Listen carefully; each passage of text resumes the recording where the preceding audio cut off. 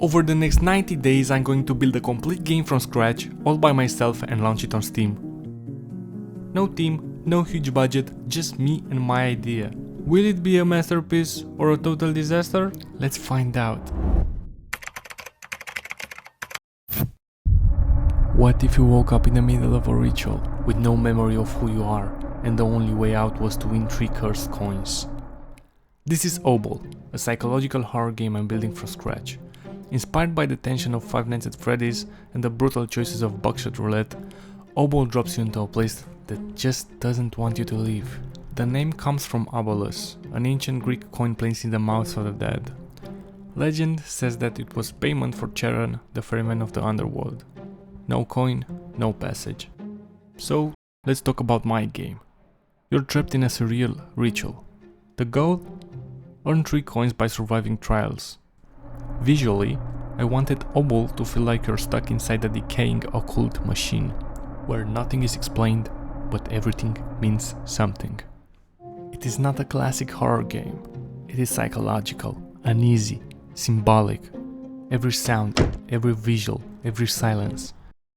Designed to mess with your head. 3 coins, 1 identity, and no guarantee you'll make it out. Now look, I loved video games for as long as I can remember. God of War, Silent Hill, Bioshock. Those weren't just games to me, they were whole worlds I got lost in. And somewhere along the way, I knew I wanted to build a world of my own. But look, here's the thing.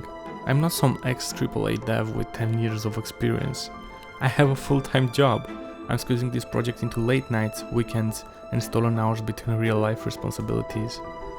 Because let's be real, working in big studios today, burnout is the norm, crunch culture, soulless sequels. It's not the dream it used to be.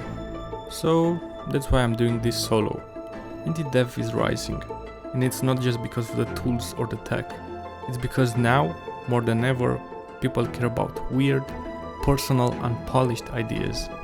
Games with a voice, games with a vision. And OBOL is mine. My weird little idea.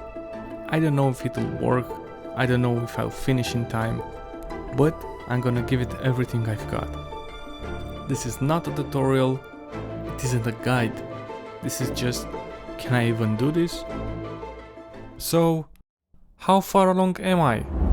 Well, OBOL isn't just an idea anymore.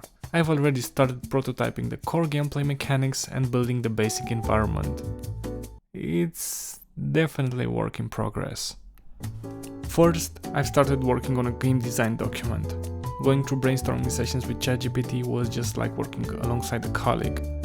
I've started getting a brief idea of what could be done and how the core gameplay should look like.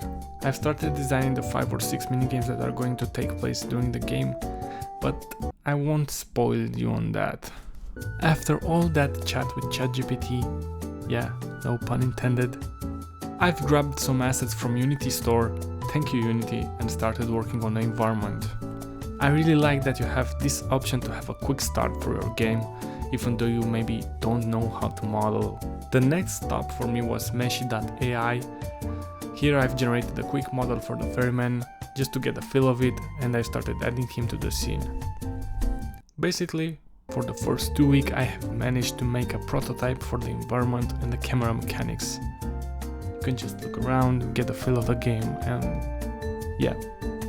Now, I know it isn't much, but at least it is a start. That's the beginning of OBOL, a strange horror game built by one guy with too little time and way too much coffee. Like I've said, this isn't a tutorial.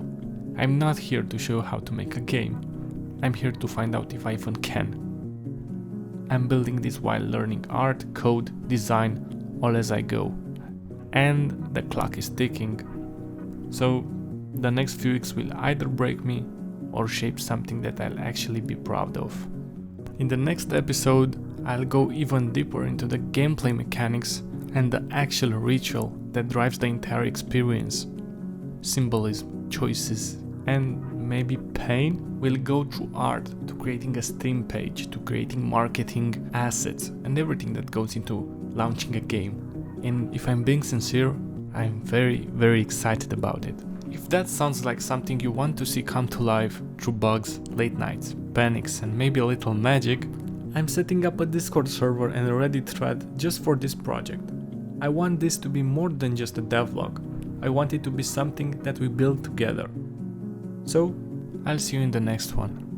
For now, thank you for watching the first episode.